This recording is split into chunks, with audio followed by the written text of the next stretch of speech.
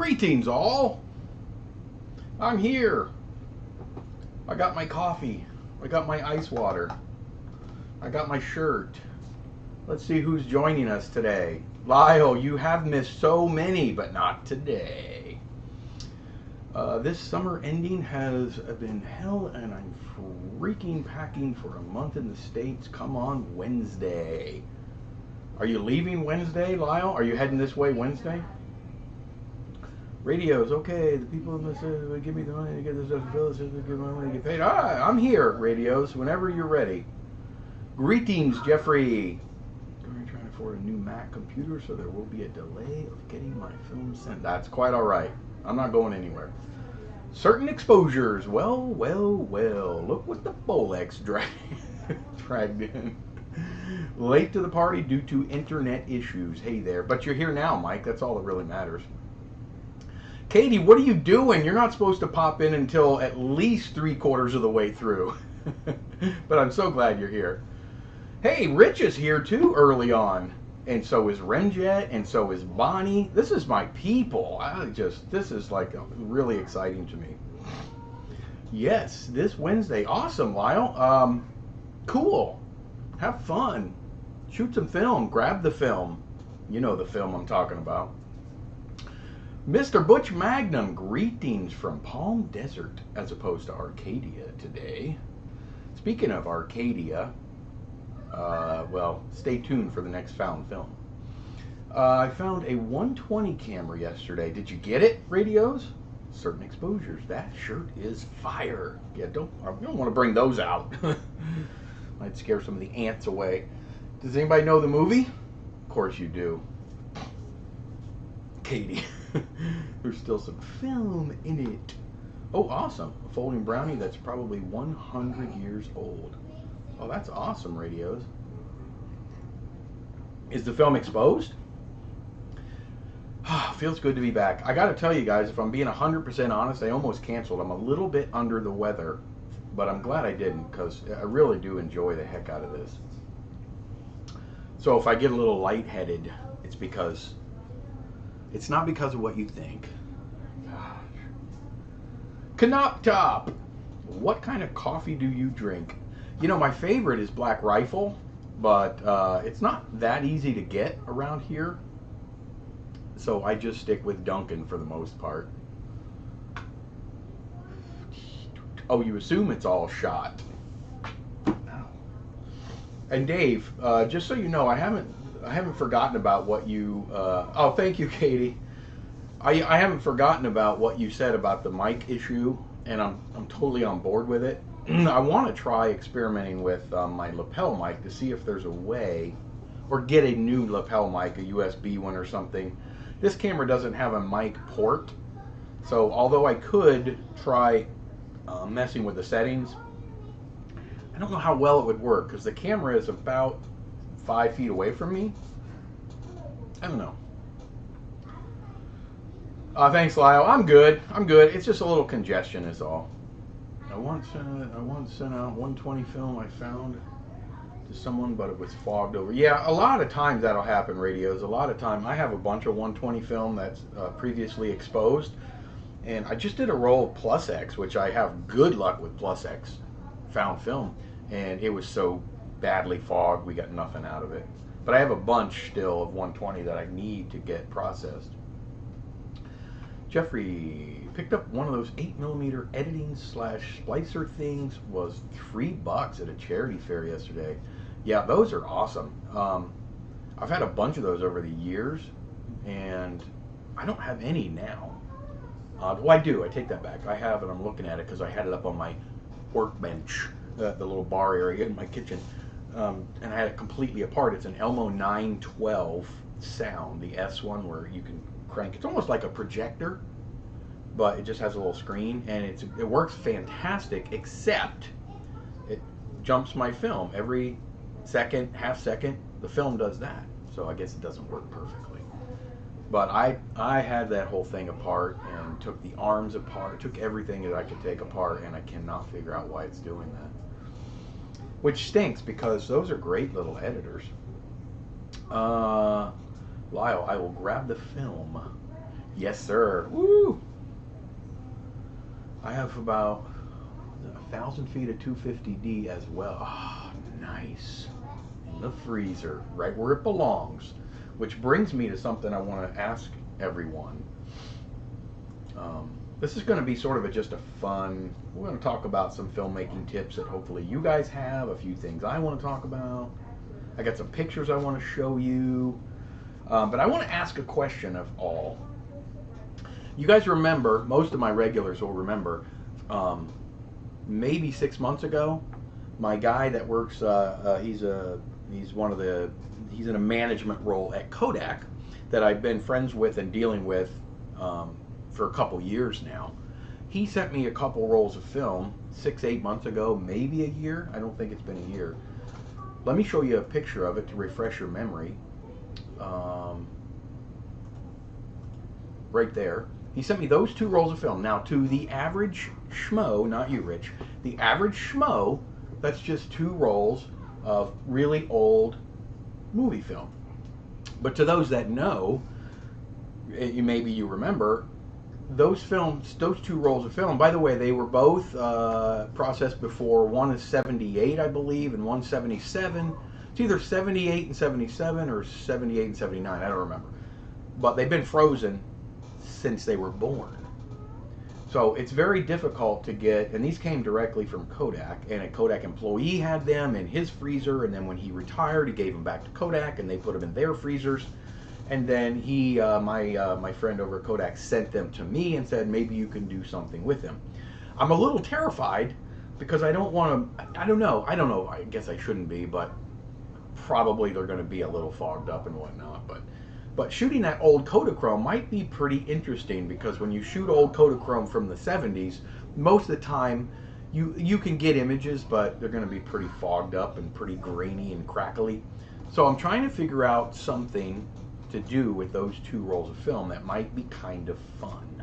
Now the Ektachrome, I'm not going to try processing it in color because that is the pre-EM26 stuff that needed the pre-hardener and all that. I don't want to ruin the emulsion, so it'll be black and white as well. Anyway, enough about that. Woo! I'll be Mike. I'll be using those 8mm splicers for my festival entry. Yes, sir. Yes, sir, you will. There's nothing quite like cutting real film. I did a lot of it back in the day, and it's just neat. In fact, I was talking to my buddy Travis, which better show up. Talking to my buddy Travis, texting back and forth earlier, the celluloid alchemist, and he just bought a 35mm Moviola editor. You know, it's not the flatbed, but it's the big, remember the pale green big editors? Looks really wicked. I love those things. I just don't have room for one. Found some 620 in a brownie, and it developed. Interesting pick. 50s, but only 3 were clear enough to see. That's awesome, Katie. Anytime you can get pictures, old pictures. I had 10 or 11 rolls of 120 film, somewhere in that range, 9 to 11. That I got at my local flea market for $1 for all of them. And every one of them had images on them, and some were really cool. And some of them came out really bad, but you could still make it out. Some of them were just amazing. I mean, they looked like portraits that were done yesterday. It was amazing. I should post some of those. They were really cool.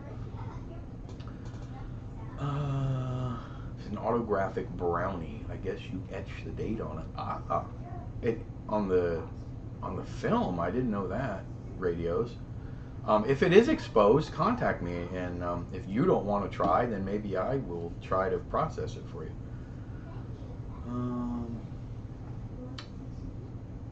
Did Bonnie say something that I missed? Oh, got a new roll of Provia last week. Oh, love Provia.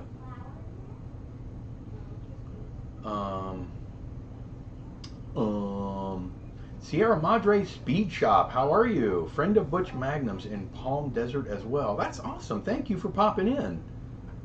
Appreciate it. Hey, Christian. K40 was awesome. E160 is. Yeah, I know you're not a big fan of 160. It's still a little tricky to shoot now if you're wanting to shoot it and try to get, you know, decent black and white or even color images out of it now. saw 6 rolls of Fuji color negative 16mm film, 400-foot rolls for $500, have been stored at low temperature, 1 daylight, and the rest tungsten, and all are still sealed. That's a pretty good deal, honestly. If they're all 400-foot rolls and they've all been freezer or well stored, that's a pretty good deal, Bonnie. Anytime you can get stock that's not so crazy old and can hopefully verify that it's been stored at least pretty well its life for under $100 for 400 feet, that's a pretty good deal. Cecil, how are you, my friend? Christian, do you guys know that Adrian Cousins can finally process Kodachrome in color? Crazy complicated process, but he's about 90% there.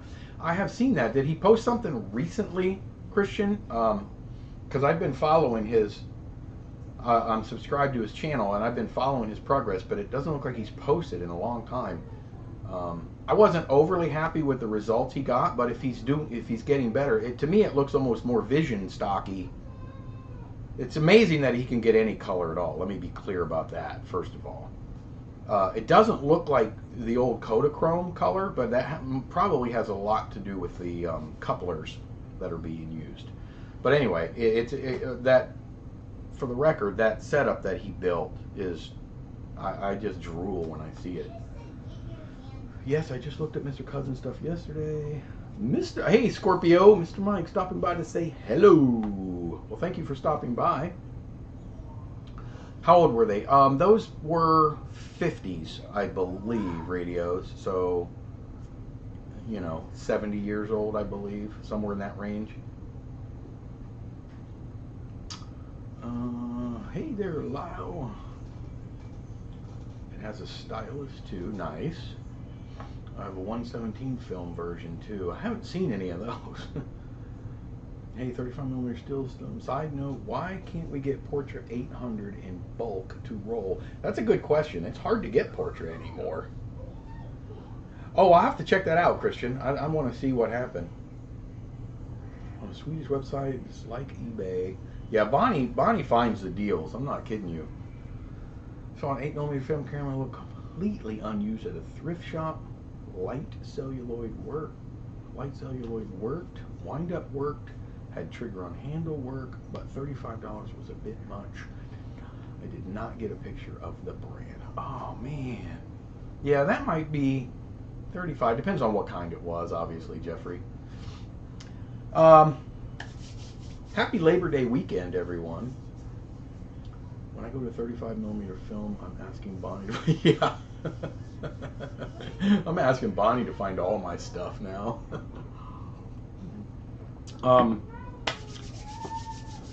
What does it take to make a good film?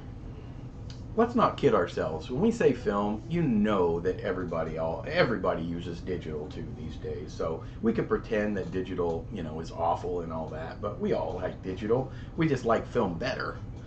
I've shot a lot of short films, and they were all done in digital. Unless you're buying.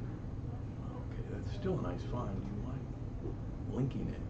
I have a you friend, unless you're buying. Don't give away your source. Yeah, let's not pretend that digital doesn't exist. And that's not what this stream is about, really. It's not about digital. It's about the art of making beautiful pictures. Which, hopefully, that is the end goal for everyone. I'm laboring on Labor Day. I need the money so I can't complain. Yeah, sometimes you gotta labor on Labor Day. But it takes money, money, money, money. Lack of it brings many a shoot to a halt. Yes, it does. Yes, it does. Yes, it does. It does take money to do a good, really good film shoot. Digital is only better for convenience. Digital is very convenient, I will admit. There's nobody here today, I'm going to assume, that probably doesn't have a smartphone and probably doesn't on the daily use it for either photographs or video or both. So we're kidding ourselves if we pretend that digital is not among us. Yes, certain exposures. Yes. Yes. Rule number 1. I wrote it down in my notes. The most important aspect in quality storytelling is, certain exposure said it, story. Way, way, way too many stories out there that shouldn't have been told, whether it be on a, on a Panaflex camera or, what is it? Putting makeup on a pig. It's still going to be a pig. So you can use any equipment you want on the planet and any crew that you want on the planet, but if your story is awful, you're going to end up with a beautifully awful story. Unbelievably beautiful, awful story. Rule number 1, the most important aspect in quality storytelling is the story.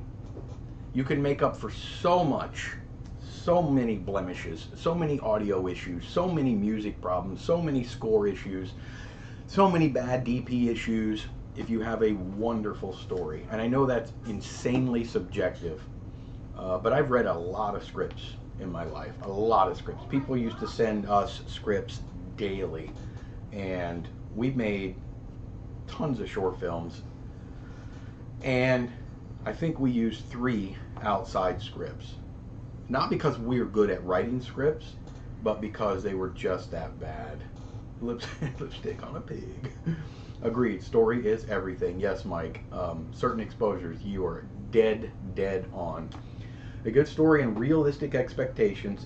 Do not try to make a future Peanuts. You will fail.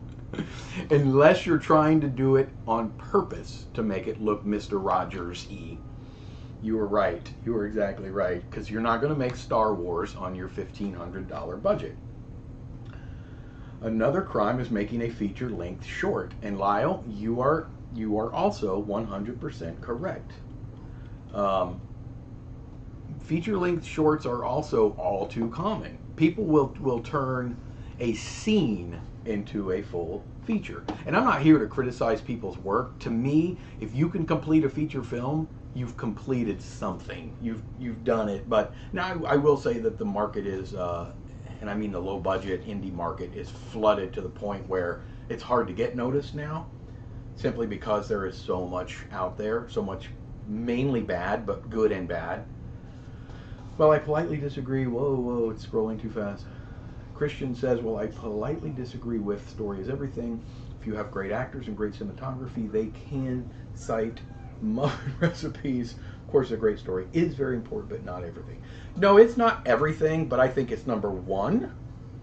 I think you can shoot a really, really, really good story on an iPhone. I don't think it should be done, but you can and get away with it. And there was a relatively recent success story that did just that. I have not seen the film, but I can't remember the name of it. You guys will know it.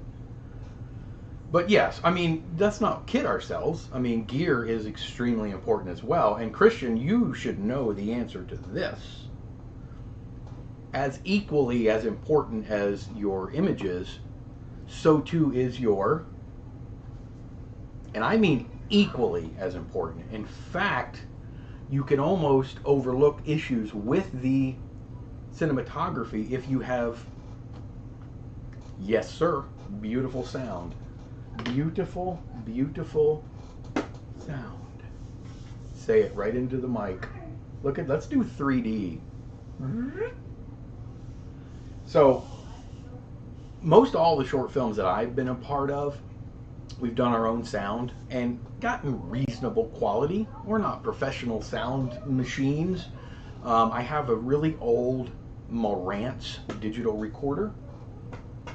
And we also have, little recorders, digital recorders and whatnot, but we used my Marantz for years. And like I say, we got reasonable sound. We started with Audio Technica, and then we moved to these Rode mics, and I got my little carbon fiber 12-foot boom, and we got cool headphones. And we tried to do it right, and we got reasonable sound, and we had halfway decent little sound mixes. But the last one I did, we decided that it's just too important, so we actually hired a professional sound person, and they were not inexpensive, but 100% worth their weight in gold. They made the movie, as far as I was concerned. excuse me. Sound makes all the difference in the world. When you're talking about image or technical quality, you gotta, you know, obviously the three things are your visual, your lighting, which kind of go together, and your audio.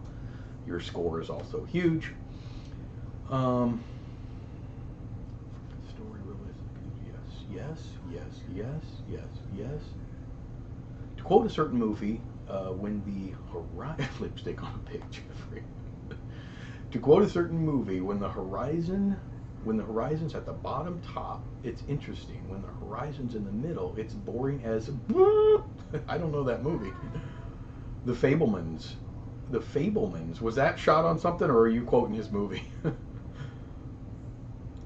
Oh, it is The Fabelmans. Okay, you guys know it. David Lynch was so well cast. Yes, always.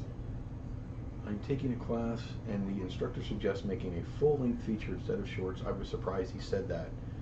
I'm not surprised, certain. I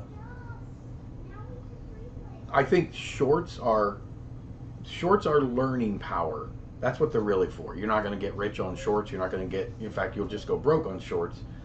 But anyone that says, oh, I can make this short film, taking it to film festivals, I'm going to, you know, do the circuit or whatever. We did all that. Hundreds of film festivals.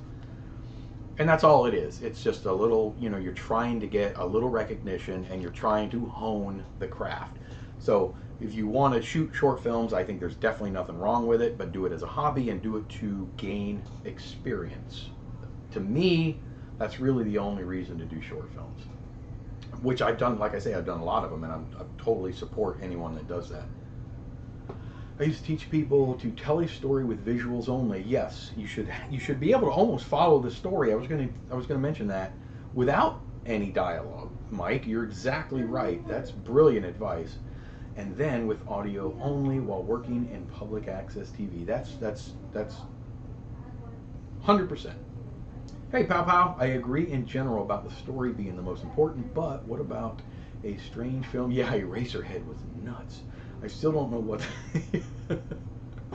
You and me both. There's quite a few that I've seen where you know, a lot of people like them, and that's wonderful that they're out there for that. But they just didn't quite do it for me. Keeping the wind from whooshing the camera. Yeah, whoosh. Boy, that sound guy that we had, and he had all his own equipment. You know, I'm not a sound guy, and you know, we couldn't afford to hire a boom man and a sound mixer, so we asked him if he could do both. He said yes, and he had a big bag full of stuff in front of him, and he was awesome. Mounted the receiver on our end of the camera and stuff like that. Yeah.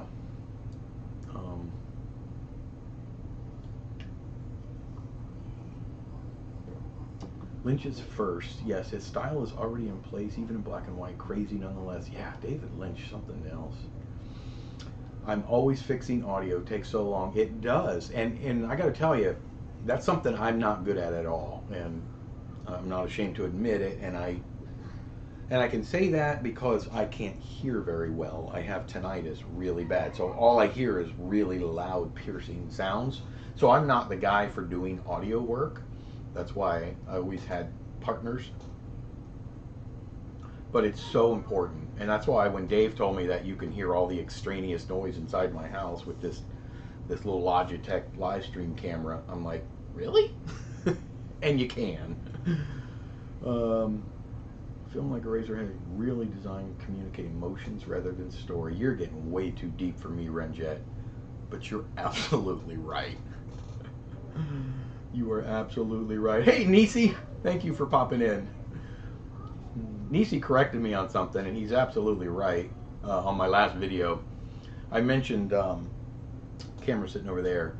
But anytime I say a camera, you know, will meter automatically film from a certain range all the way up to another range, he did correct me, and he's right. It really only meters those particular, like I said, 25 to 100, and then 40 to 160, but it's not 40 to 160, it's 40 or 160. And he's right. I think mainly what I meant was there's not really a whole lot of choices in between. except for 100D and maybe 64T. But 100D is tricky film to shoot, and he also reminded me that you do have to expose 100D properly. If not, overexpose it a little bit. I always recommend you overexpose reversal film a little bit, maybe half a stop. So with a camera like that, if it has BLC or backlight compensation, you will need to hold it in when you're shooting film like that, or you're going to underexpose it and you're going to be very upset when you see black shadows. Rimjet. There we go. Story is not everything. So fascinating how they did stuff with the Nagra. I loved my Nagra. But you got Nagra sound out of it. But it was crisp. Man, it was crisp. I got a picture. I'm going to show you guys some pictures in a few minutes that I want to talk about. Some of the other things that can help move your gear, if that makes any sense. Or a separate sound box like the Aerocon. Yeah. Good films are a triangle of story, visuals, and sound. Yes, they are. That's a nice little way to put it, Mike. I worked for the Nagra back in the 80s. Incredible precision machines. A bit awkward to work with regarding forward and rewind, but incredible. They were amazing. I had a Nagra 4 back in the early 90s, and I loved it. Abstract art films interest me. They can be very experimental and done on the cheap. Just a bit pretentious at times. Well, most times. Yeah, but I agree with you though, Jeffrey. Kind of, but that's also has a lot to do with who's making those particular films too. Because they can be so anything you want them to be, you know. I mean, there used to be the saying was, if you don't know how to shoot film, just shoot art films. And I don't mean film, I mean movies. But as far as I'm concerned, as long as you're out there shooting something, then, more power to you. Saw a Bolex H8 Rex that was able to use a magazine. That was custom made, I think, Bonnie, wasn't it? Because I don't know if they, and I could be wrong because I'm wrong a lot. Did they make 400-foot rolls of regular 8? There's a great picture of Andy Milligan with his Aerocon. I had an Aerocon. I had a couple of Aerocon Pro 600s back in the day too. Sad thing is I never got to shoot with them. But it would have been neat to do the light audio. Come on, Christian. Audio using light. What do you call that? I brain fart. Nagra rules. Yes, I love. They had that little Nagra too, the little mini. It was little, so intricate. Optical. Duh. Thank you, sir. Yes, my Aerocon did optical. Had the little optical sound head in it. Was also double Super 8 camera. Well, that might make sense then, Bonnie, because shot on Clockwork Bolex. Both shot on Clockwork Bolex. Oh, nice. But double Super 8, they may have done 400-foot rolls, but I doubt it. I don't know. That's interesting. Hey, I'm gonna mess up the name. Rabe. I once had a famous Finnish cameraman on loan for a zero-budget project. He happily worked with our low-end DV camera. He said that gear is secondary. Much more important is how you use it. That is really good advice. Very smart cameraman. It is how you use it. You can have the most expensive and the best, highest quality equipment in the world, and if you don't know what you're doing with it, you might as well just use your iPhone. The double Super 8 Scoopik. So we know that story is very important. In my personal opinion, it's the most important part of filmmaking. That's just me. We know gear and equipment is, dare I say, equally important, but it's also very, very important. If you want your film to look beautiful, if you want to give it any shot whatsoever at being noticed or seen, well, then in this day and age, you probably shouldn't shoot it on VHS. My wife. You probably shouldn't shoot it on VHS, although VHS is beautiful. You probably should not shoot your feature film on VHS. which many were done back in the day. I still have my Super VHS camera down here. So we know gear is very important. Speaking of gear, I did a video on this a while back. Oh, it's saying you beta movie. Wow. I did a video on this a while back. Anytime you can move the camera fluidly, and I'm not talking about zooming in and zooming out like my wife did on my last video. I'm talking about moving the camera fluidly. And there's a couple ways that you can do that. You can do it in post if you want to cheat a little and you kind of want to do those, what do they call those? There's a guy's name, they call the zoom ins and zoom outs, but you're doing it digitally. Or you can use dollies, drones, jibs, that kind of stuff. You can use camera movement equipment, right? Well, I did a video a while back and I showed some of the equipment that I personally built. For about 17 years, I built movie equipment for a living. And I'm going to show you a couple of pieces of that in 1 second. A lot of beginners think that it's the most expensive cameras and lenses that make good shots, when 99% of the film is excellent production design and lighting. Lighting is huge. Huge. Lighting is a very, very important thing. And a lot of new filmmakers get this wrong. I did too. You do your fill light, your key light, your backlight, and you think you're good. That's not typically never the case. You might be good in an interview setting, but that's not it. And a lot of filmmakers now just think, oh, it's natural light, it's going to look beautiful. They don't take into account eye shadows, no shadows, you know, darkness every way. That's never really taken into account in these low budget movies anymore. If they use any lighting whatsoever, it's one light here, and you blast it at the actor or actress and you shoot your scene. And you get a very flat looking, boring image. You guys know that. Dolly type camera movements. Motion parallax provides so much depth. Yes, not depth, depth. Yes. Whew, that's a lot of talking. Saw another 8mm camera that looked like a Filmboy24.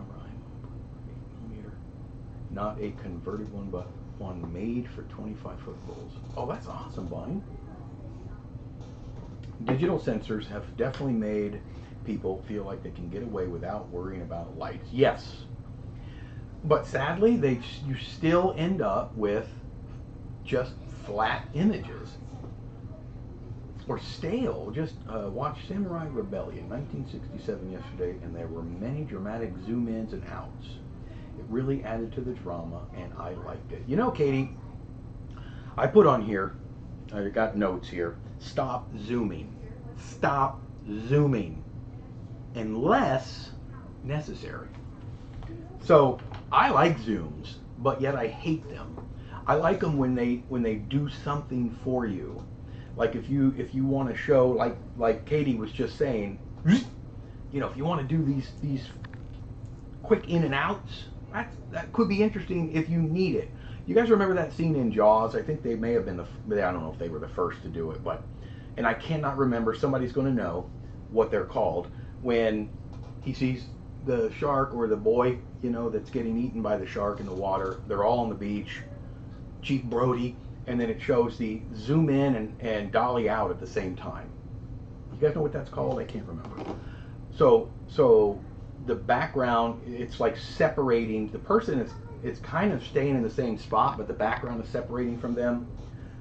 Good old Hitchcock zooms, yeah. There are some really interesting ways that you can use zooms.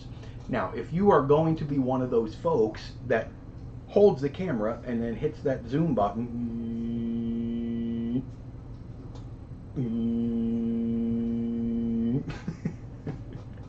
you're probably going to set yourself up for a little bit of criticism.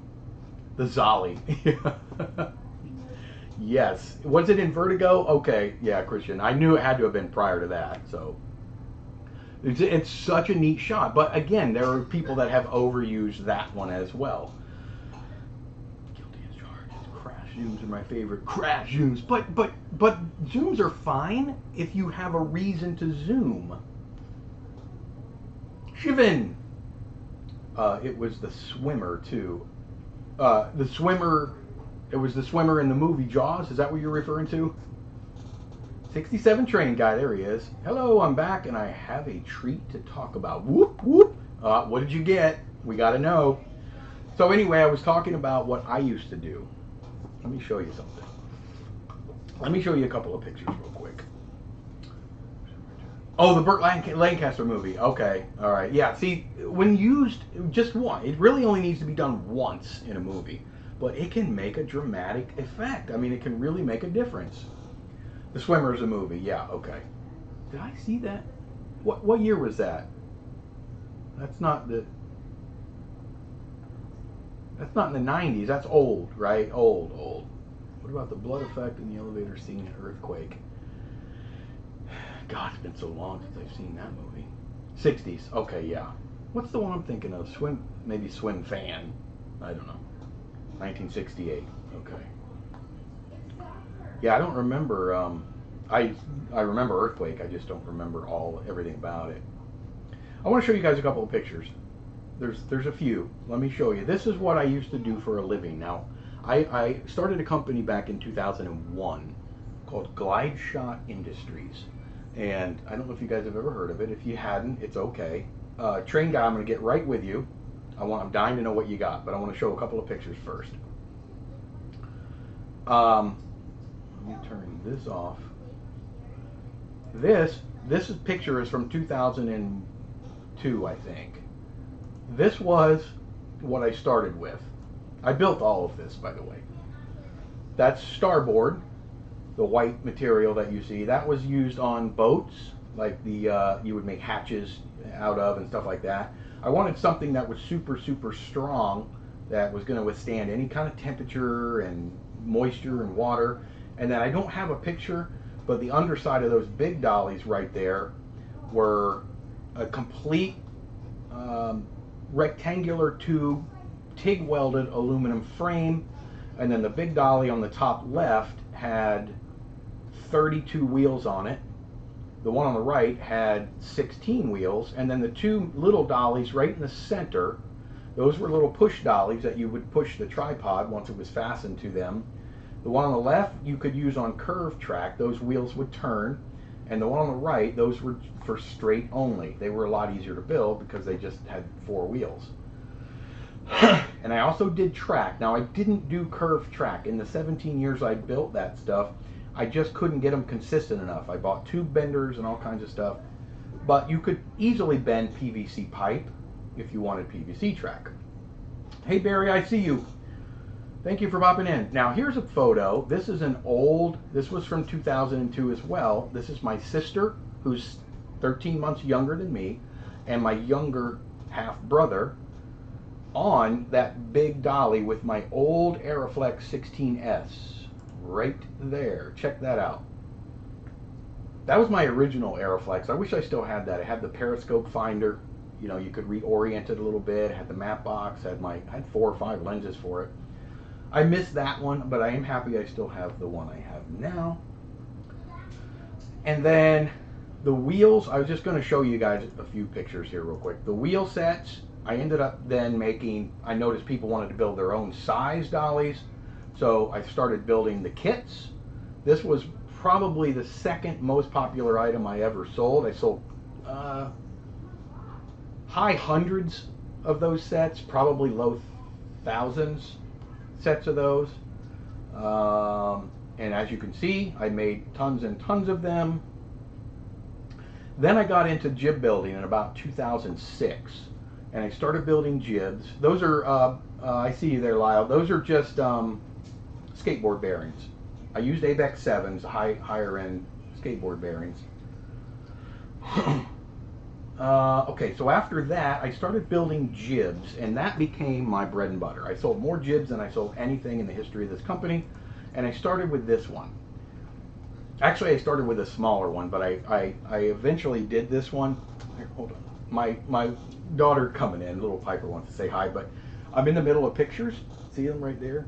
So when I get the screen back up, I'll have you come back in and say hi, because they won't be able to see you. So I did that. Yes, Joe. Rich, those were skateboard wheels, yes. I had to use a higher durometer, so they were a little bit more bouncy. So when they sat on the track, they didn't, when they would sit on the track, they didn't flat spot as easy. So I had to special order them. I had them made. So that was my jib. It's a two-piece. You had to put it together with that big bar in the bottom left. And I don't have any pictures of it assembled here, but you can kind of see it a little bit there. See where it connected? I know it's a terrible picture, but this was 20 years ago. So, let's see where I'm at. Okay. Boom, boom. One thing I noticed was I was getting people that were complaining that the tripods were just not strong enough. These jibs were heavy, heavy duty. I mean, they would hold me. So what I ended up doing was building my own tripod. This was what we called, it was so strong and heavy, we called it, this was a prototype, and we called it tank pod for a while. In fact, I got on top of it, and at that time I weighed about 230 pounds, and I was bouncing on top of that. Mike, no, it does not still exist. Unfortunately, you can thank the kind folks overseas for undercutting me by about, 2/3, kind of running me out of business. So anyway, I started building these tripods. Now they were very labor intensive, and I did all the TIG welding and all that stuff on them myself, and they took a long time to build, and I sold maybe a couple dozen of them before I just said it's just not worth the time. But I kept that trip. The one you see in the picture there, I still own, and I still use it to this day. And I have the original, the one before that, the original prototype, and one smaller prototype that I still have to this day that I use relatively regularly. After that, there's only two more pictures. And that jib that's on the tripod right there, that was the most popular jib I ever built. In fact, I sold thousands. That was a 4-foot version of those jibs, and almost as many 6-foot versions of that jib all over the world. I ended up selling to about 65 different countries. And then towards the end, the last 3 or 4 years of the company, I wanted one even smaller that would extend. So I designed and built this, and I sold quite a few of these. They were pretty labor intense. And it came just like that. You got a padded case, you got the little L bracket there was for mounting. It was easy to screw on right to the side of the camera, or the jib in the back, and you could mount your monitor for monitoring your shots, your video monitor. And that was it. That's what I did back in the olden days. But my point behind that, other than, I don't sell those anymore. I did for a long time. Yeah, thanks, Dave. All right, I got to go back, and somebody wants to say hi really quick. You got to look right there. She loves to pop in and say hi. You guys know that. If you got to put up with Filmboy, you got to put up with Piper, right? Piper Girl 21. Wait, Piper Girl what? 20. Piper Girl 24. All right. Ow. Sorry. Love you. Love you. All right. Piper, everybody said hi, Piper. Bye. All right, let me go back up really quick. I am going to show you. I just love this. I still have one, and I know Dave, if I find one, you're first on my list, by the way. But I still have one that I use, one of those, the last jib that I showed you. I'm going to take that out and show you real quick. Very important to me. We used to mount our cameras on these jibs, and I made all kinds of funky ones. I made special order ones. I made different sizes. I made ones that would, tilt your cameras, and I painted one all kinds of zany colors. But it was important to me, even when we wanted static shots, we mounted our cameras on the jibs, because then if you didn't want the static anymore, you could just hand hold and move that and get such beautiful steady shots. Train guide, I got my hands on a 1937 Bolex H8 in fully restored condition from Belgium for 140. Holy cow. Wow. Must see TV. That'd be awesome to see. Now you got to get some 1937 movie film, unexposed, to run through it. That would be cool. That's a good deal. That's a really good deal, train guy. Congratulations. Wayne's World. Oh yeah, Wayne's World. Wayne's World. Party on. Party on. Wee. Swing. Nice. I want this. Sorry I'm late. It's okay. You didn't get your notice, Barry. You are excused this week only. Would a Steadicam / gimbal work with a film camera now? I think it would. It would just have to be strong enough, or you'd have to use a really tiny camera like that. What was it? The little Yashica or something that I have. And you would need, you probably need a, you know, a video tap of sorts, unless you really want to just go for it and guess. Let's see. I answered some of this when I was showing you those goofy pictures. Interesting background info. Oh, thank you, Mike. Larry Cohen did the same blood effect in Hell Up in Harlem and wished he hadn't after the fact. What was the blood effect? I'm not sure. Neat. Thanks, Rich. Mike, this glide shot? No, not around. History of cheap fake house paint looking blood. You know what we always use for blood in our movies? We always just use the, because it had, we tried mixing it and making our own Cairo, you know, the corn syrup and all that stuff. The best we ever got was the blood that you buy in the little containers during Halloween at the Halloween stores. It just always looked amazing for us. Blood feast. Larry Cohen, please help. Who is it? Is that one of the Cohen brothers? I like the cut of your jib. Well, thank you, Lyle. That one looks cool. I used to build PVC jibs. Those would be cool. One of the tricky things, I built a 12-foot jib.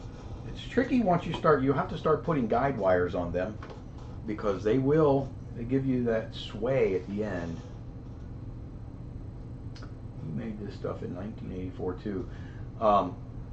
Quick aside, I was the first to ever hit the market with the small 4-foot jibs. Now they're everywhere. I always liked things that were compact, and so I said, well, let's see if a 4-foot jib will do. Another fun fact, I started making the 4-foot jibs, and then people started knocking them off almost immediately.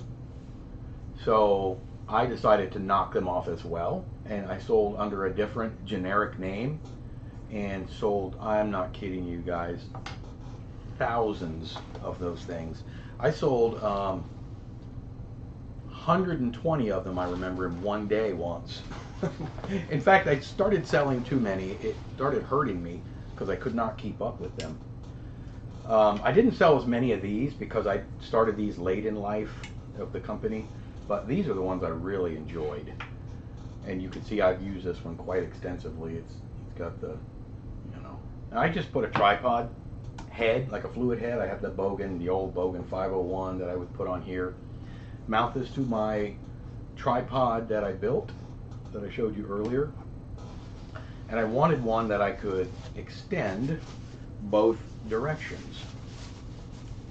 So I used this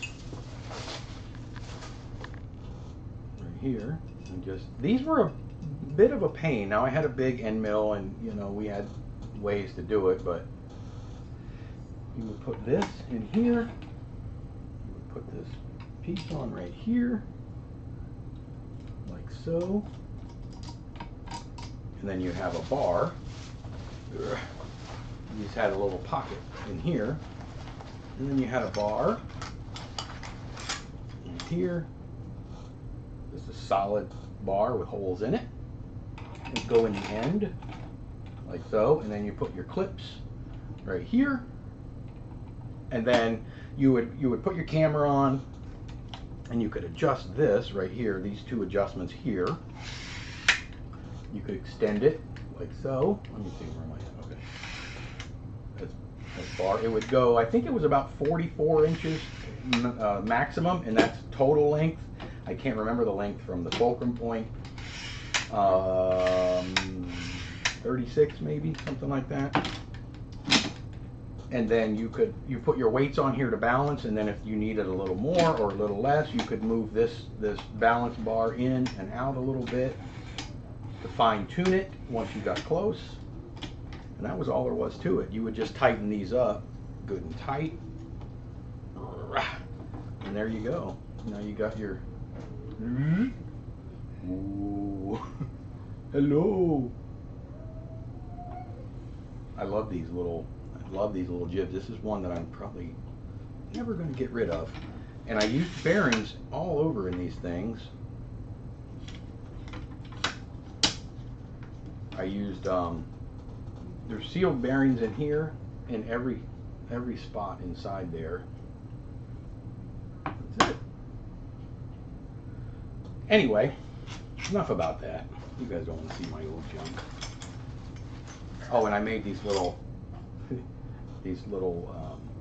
monitor holders, and there's a tapped hole in each side of this, so it depends on what you're left-handed or right-handed. And this just set in there, and it hovered over that little hovered right over that little washer right there.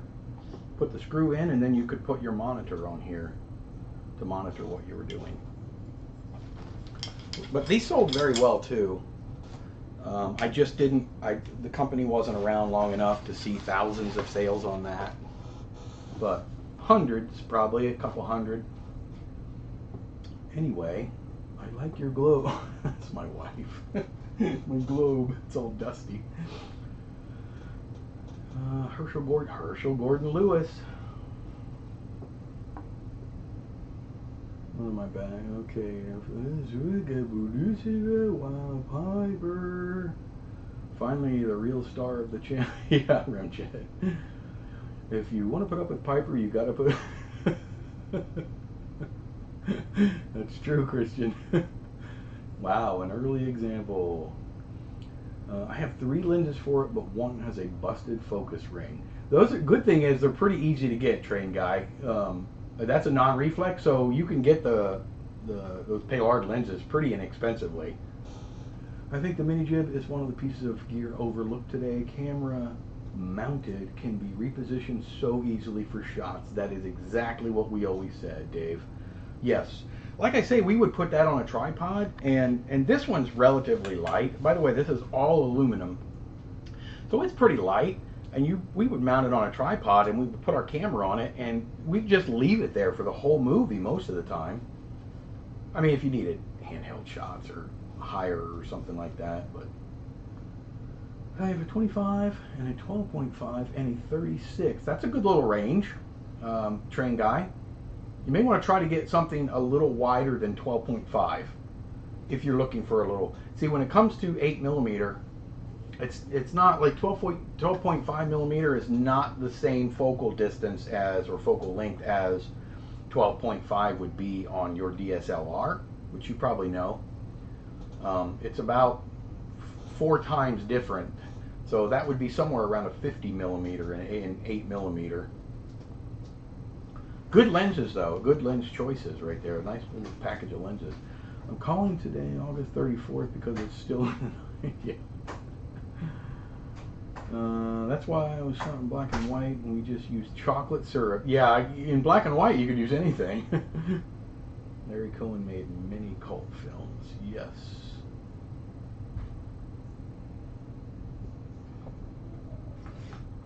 This is really ingenious stuff. Thanks, Ramjet. Thanks, Mike.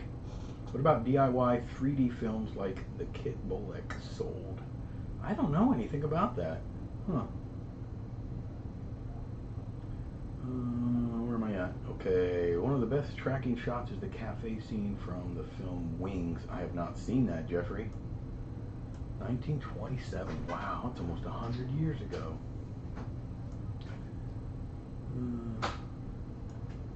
No, it's not your wife. That's got to be my cat. Is that you? My daughter. 1928 with that overhead shot, all the desks. We did an overhead shot once, a really cool with a a jib. It was a jib shot. We just really weighted the back of it in a cafe with 2 people sitting at the diner table at the booth. That looked pretty cool. Get a 5.5. Yes, Mike. That now you're talking. I was asking that friend which Bolex 816 he was selling. It's an 816 RX Matic with 4 lenses, Fotard 10mm, 25, 75, and 150, complete with case and accessories. Oh, that's nice. RX Matic. I'm not familiar with RX Matic. What is that? It's a reflex, obviously, but I'm hung up on the Matic part. Now they had Rexomatics, but is it Rexomatic? Wasn't that the? Yes, that's a fair price. I'd say that's a fair price for that Nisi. 800, yeah. Rexomatic. I know what a Rexomatic is, but I don't know what RX-Matic is. If it's a reflex camera, as long as it's not the... Yeah, that's a good point. Do they have a little red RX on the lenses? It would be red, because that would make sense. Or you could look at the viewfinder. Because you guys remember the Rexomatic? I can't remember what it did. It do fade ins and fade outs that you put on the side of your... I have one buried somewhere. I don't have it out, but you would attach it to the side of your camera, and it would do auto fade ins and outs, I believe.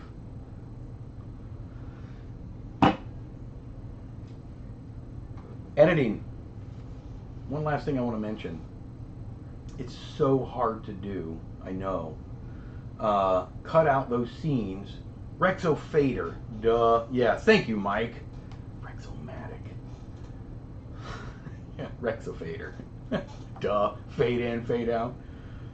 It's easy to do. It's easy to leave everything you shoot in your movie. It's easy because you're emotionally attached to it. It's very hard to cut it out, but sometimes you have to. We've shot hours of footage for 10 to 20 minute short films, and you have to cut some of it out. You can't, if it doesn't move your story along, if it makes no sense in your story, if it did when you were writing it, but it doesn't when you edit it, which is very common, you gotta cut it out. You guys remember that show, shoot, what's it called? The Matt Damon and Ben Affleck did the Project Greenlight. One of them was it? I can't remember who it was, but they wanted to edit their own movie that they shot, and they weren't going to let them. And I kind of understand why. Because when you edit your own movies, which I'm a fan of, I know Kevin Smith usually does all his own, and there are directors that edit their own movies, but you get so attached to everything that you made this decision to shoot that you just can't see through it. You just can't cut anything. But you have to. That's why sometimes it's good, even if it's just for a rough cut, to have an editor rough cut your movie, so get those fresh eyes on it, and maybe somebody else to understand that story that you're trying to put together. And then you come and look at it later and understand, yeah, I guess I really didn't need that. Well, we are, to see if I didn't miss anything. I got the camera, the gear, lighting. It's so important. Lighting is so important. You know, I honestly, to me, the 4 things in my opinion that are the most important in this order: the story, the visuals, the audio, the lighting. Prove me wrong. Usually not hard to do. I am surprised that with the TikTok attention span, people can even sit in a movie. Yeah, you're not wrong, Jeffrey. What about for documentaries? Do you think it should be as edited as much as a narrative motion picture? I think you should leave everything in any film or feature, in any feature project, if it moves your story along. And this does go for documentaries. And I'm a documentary nut. I watch them constantly. I love true crime stuff. If it's backstory, if it has any bearing whatsoever, important bearing on the purpose of the documentary, it should be left in. If it doesn't, it should be taken out. If it's constant cutaways that do nothing but add fill to your story, then make it a 30-minute documentary. If it is interviews and scenes that move your documentary along in the right direction, then maybe it's a 2.5-hour documentary. That's the way I feel about it. A documentary about people with unusual names. I guarantee you I wasn't in it. It's great that we all have awards that back up our how to make films advice. Yeah. Oh, God. You know, the first thing you can do, honestly, is get out there and shoot something. You know, you're definitely not going to make any films if you don't go out and just make them, obviously. So, I admire anyone that goes, or most anyone. I've seen some films that I almost felt like the people should have just picked a different line of work, but it's hard not to admire anybody that just goes out there and gives it their all and does the best they can. And Christian's right. It takes money, and money sidelines a lot of films. But I also do believe that it's more important to get, you know, it's easy to say, I see a lot of posts where people say, I'm looking for crew, I'm looking for actors, I can't pay you, but I'll give you a credit and we'll feed you and, you know, do this and that. It's a little bit cheesy. I agree, 100%. It's a little bit cheesy. We've never done a film ever that we didn't pay our people a little bit. But don't respond if it's not for you. I see so many people fighting these people on this. If you want to work on a movie for free because you feel like saying you worked on a movie, or you feel like adding a silly credit to your IMDb, then do it. It's like you prefer this store because you don't like this store. Well, then go to that store. It doesn't matter. I get a little bit irritated when I see people that constantly poke fun at people that are looking for cast and or crew for credit and food. I probably won't go work for credit and food on your movie, but I don't care if somebody else does. You know what I mean? There isn't enough time in the day for me to constantly respond to people that want, you know, that are looking for cast and crew for credit and food. If that's for you, go do it. But there's no reason to belittle people just because they ask. Spend a month or two in public access, you might change your mind about admiring anyone. You know, I've watched some of, that's why I said almost. I've watched some of our local stuff here, and oh, they. Payment on spec. Now you're talking. Speaking of local access, my town is having a studio clean-out sale in a week. Wonder if they got anything good, Jeffrey. I went to a, now we're well over an hour, so I just want to give you a quick thing. I went to this, it was so long ago. I've been with my current wife for over 22 years, so, and it was prior to that. So I don't remember what year it was, but the girl I was dating at the time, her dad got invited to go to a big auction, big government auction. I don't remember, it was a company, what's the company, the Space Center company. They did a lot of work for the space program. But we went to the site, you know, was their location, 2 words, hyphened. I don't remember, what was the name of the company, I can't remember. But they were having a big auction, they were moving or closing down or something, they were auctioning off everything that this company had. Martin Locke, you're Martin something, Martin. I don't think it was it Lockheed Martin? Does that sound right? Yeah, it was Lockheed Martin. Yes, CJ, thank you. Dave, you got me on the right path. And they went through all the stuff, the machines, you know, the big, crazy machines that were the size of my house. And, you know, it was huge. I mean, this place was acres and acres. And then we get into this little room and they start auctioning things. And I've always been a film nut. And let me tell you, I didn't have a lot of money. I don't have a lot of money now, but I definitely didn't have a lot of money then. And we get into this one room, and yes, they auctioned off an entire 16 millimeter processing machine, right? But I got to tell you, it was the size of this office that I'm in right now. And then they go over. The guy goes over and he goes, and then there's some stuff in here, and he opens up a freezer. You guys know what was in that freezer. It was full of 400-foot cans of movie film. And I have to tell you, like I say, I wasn't there to buy, you know, a 16 millimeter film processing machine in, you know, 92 or a freezer full of film. And I don't honestly remember exactly what all of it ended up going for, but I want to say, that freezer full of film, I think, went for somewhere, and it was probably EXR film and probably some black and white stuff, somewhere in the $25 to $30 range.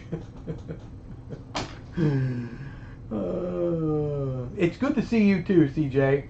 And the machine, the processing machine, you know, a couple $100. I don't remember. It was so little that I never forgot it. I never forgot what on earth, when I was living in a little apartment, what on earth was I going to do, you know, with this, you know, 35-foot long, you know, 8-ton piece of machinery at that time. But for a couple $100. I didn't get it, obviously. I wish, but I didn't. Anyway, guys, listen, it is about 10 minutes after, so we're going to wrap this bad boy up. You know, I was young and dumb, kind of like now. Now I'm old and dumb. You are really late, Russell. You. Yeah, Nisi, I don't know, hindsight, but I didn't. Guys, thank you so much for tuning in for yet another successful live stream. They're successful because I just have fun doing them. Don't be sorry. You'll be here next week, Russell. One day you will get those films. I probably have them now, most of them. I know the feeling. Try being a musician and a boy. Yeah, I can imagine, CJ. Thank you, Lyle.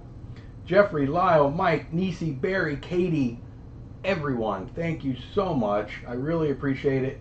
Next week from North Carolina, yes, Lyle. Woohoo! You bought the padded envelopes. You're an eighth of the way there, radios. Come on, you got this. Remjet and Bonnie, thank you guys. Christian, thank you. I know you're out there. Piper, come say hi really quick. She wants to say goodbye. Pow Pow, thank you. And she's got a string cheese. All right, CJ, good seeing you. It's been a while. Radios, thank you, buddy. Lyle. We'll see you guys on the next one.